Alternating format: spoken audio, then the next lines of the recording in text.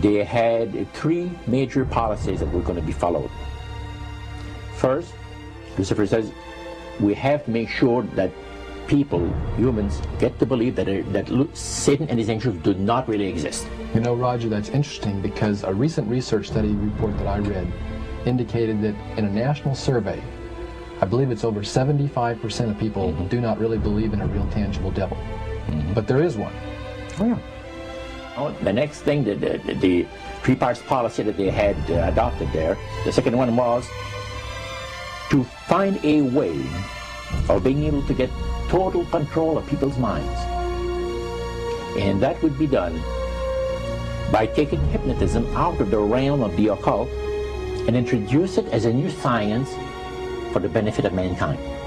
They felt that by taking hypnotism out of the realm of the occult and introducing it as a new science for the benefit of mankind, they could then use people of great renown, educators, people of capacity, that would do great things, such as supposedly regress people in time to former lives that they had.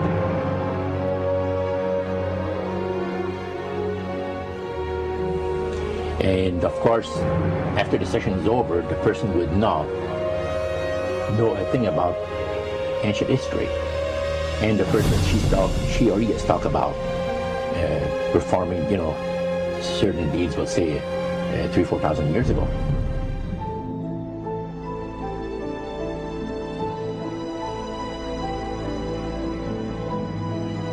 But this was their strategy. Now, what this would do for the thing is this, that it would create in the minds of the general public, solidly set in the mind of the general public, an unwavering trust in that great deception.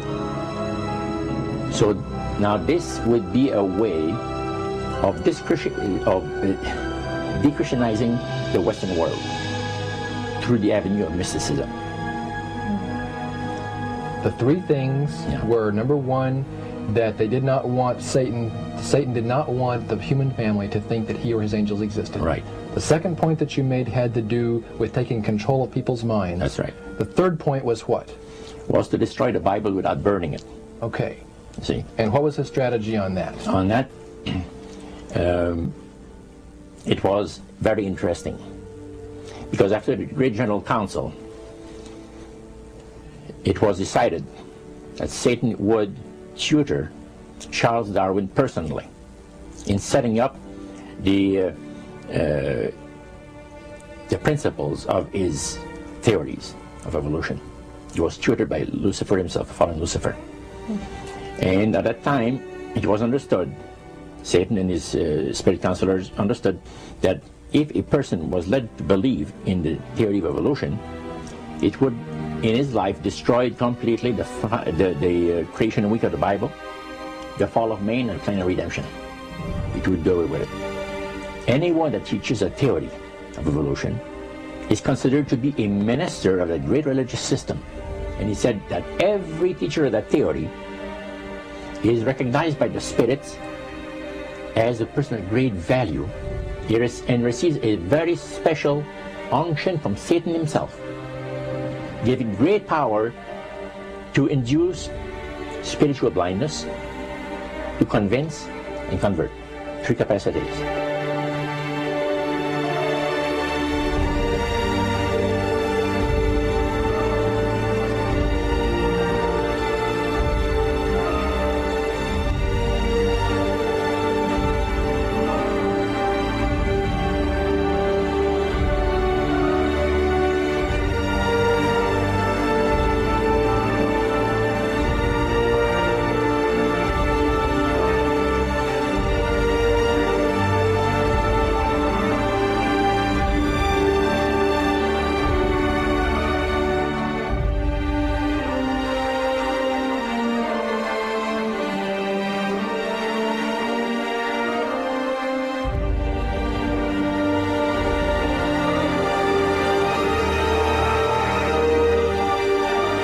This is the grain plane, the Master's grain plane.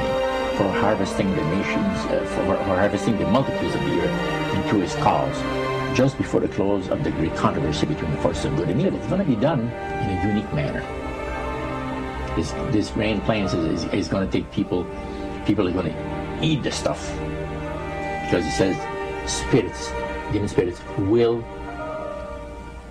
declare themselves to be inhabitants of far distant planets in the galaxies that are coming to warn the inhabitants of planet Earth of the impending destruction of the planet unless something seriously proper is done to avoid it.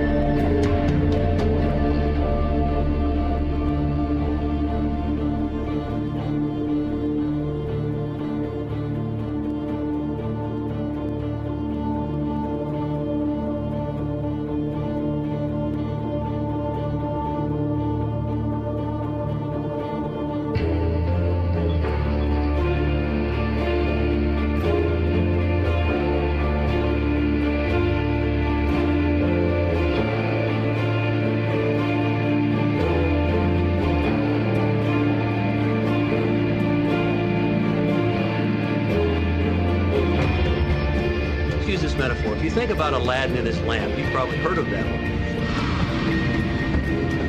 The genie always says one thing. Your wish is my command. You know, the universe is this great genie, and your conscious mind is Aladdin. It formulates the intention of what you choose for your life.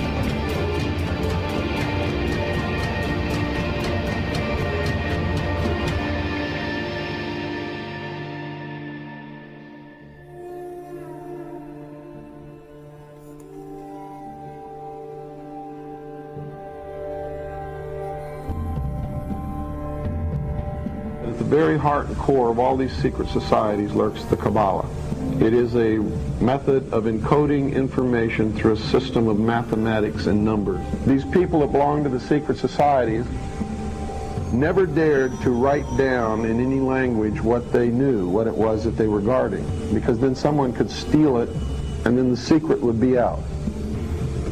So they took this knowledge and they made it occult through a system of encoding, encryption, one of which is mathematics, numbers. Another is architecture. Everybody wonder, why do they have a fraternal organization called the Freemasons? Aren't those the guys that build walls? You bet they do. But every wall they build contains the secrets that have been kept and maintained throughout the ages, and it's encoded in the architecture and in the measurements of the buildings and in the mathematical formulas used to derive the geometry, the shape, the length and breadth and height of rooms. It's all encoded there.